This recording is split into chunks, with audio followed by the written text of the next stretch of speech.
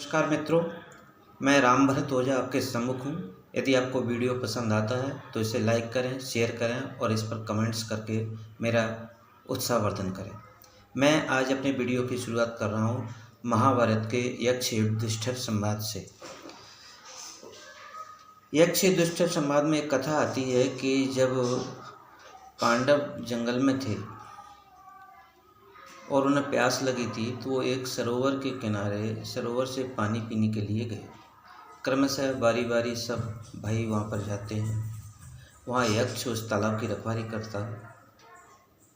यक्ष उनसे कहता है कि यदि तुम मेरे 5 प्रश्नों के जवाब अच्छे से सही से देते हो तो मैं तुम्हें जल पीने दूंगा, अन्यथा तुम्हारी यहीं पे मृत्यु कर दूंगा या तुम्हारी हत्या कर दूंगा, तुम्हें मार दूंगा या तुम भस्मीभूत हो जाओगे, जो भी।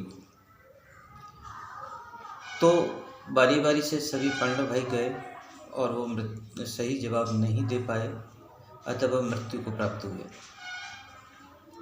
अंत में जब धर्मराज वहाँ पर जाते हैं तो धर्मराज से यक्ष प्रश्न करता है कि यदि आप मेरे प्रश्न का उत्तर सही देते हैं तो मैं आपके भाइयों को भी जीवित कर दूंगा और आपको भी अभय दान दूंगा, और नहीं तो जो गति आपके भाइयों की हुई है वह भी आपकी होगी। तो यक्ष प्रश्न करता है धर्मराज से कि हे धर्मराज, एक बार पाप करने वाला व्यक्ति पतित हो जाता है तो पतित हुए व्यक्ति की गति क्या है? प्रश्न यह था। तो धर्मराज उत्तर देते हैं कि यक्ष महाराज, पतन के मार्ग पर चलने वाला व्यक्ति या एक बार पतित हुआ व्यक्ति अधर्म के कारण, किसी अपने कृत्य के कारण पतित हो जाता है तो उसकी गति ये है कि वो उससे उबरने के बजाय एक हारे हुए ज्वारी की तरह और उसमें पतित होता जाता है, अर्थात वो गिरता जाता है, अंततः वो उस नष्ट हो जाता है। मैंने इस कथा का प्रसंग इसलिए किया कि हिंदू धर्म के पुरोधा संरक्षक बाला साहब ठाकरे की संतान भी सत्ता के प्रमाद में, सत्ता के लालच में इतनी पतित हो गई है कि पाल घर में साधुओं की हत्या कर दी जाती है, लीचिंग कर दी जाती है, लेकिन उन अपराधियों के प्रति कोई कार्रवाई नहीं की जाती। यहाँ तक कि किसान आंदोलन पर विदेशी शक्तियाँ जो कि भारत को खंडित करना चाहती हैं, भारत की समृद्धि को देखना नहीं चाहती, भारत को जलाना चाहती हैं, उनके विरुद्ध खड़े हुए हमारे महानायक, चाहे वो क्रिकेट खिलाड़ी सचिन तेंदुलकर हों या लता मंगेशकर जी हों, उनके ट्वीट्स की जांच करवाई जा रही है और उन देशद्रोहियों को जो देश के खिलाफ जहर उगल रहे हैं उनको अभय दान दे दिया गया है। तो इससे मैं कहना चाहता हूँ कि इस तरह से ये बंदा या ये उद्धव ठाकरे पर संदेह होता है कि क्या वास्तव में ये बाला साहब ठाकरे की संतति है या लोभ लालच मनुष्य को इतना पतित बना देता है कि उसे भले बुरे का ज्ञान नहीं रहता।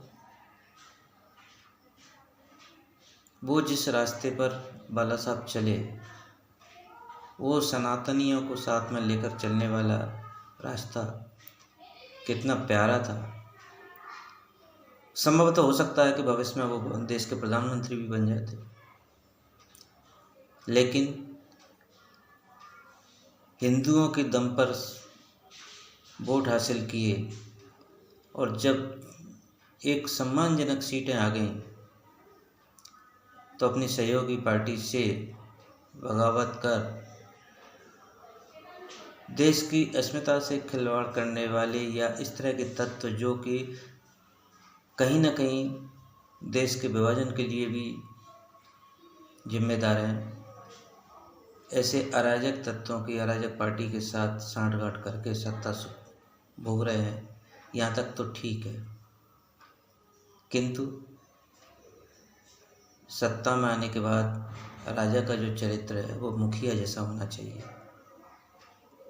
किंतु यहाँ जो राजमाता, कथित राजमाता, उद्धव के लिए होगी राजमाता, जब कान खींचती है तो वो उसी तरह का आचरण करने लगते हैं उद्धव जी, जैसा वो चाहती हैं। इस प्रकार से वह समस्त हिंदू समाज का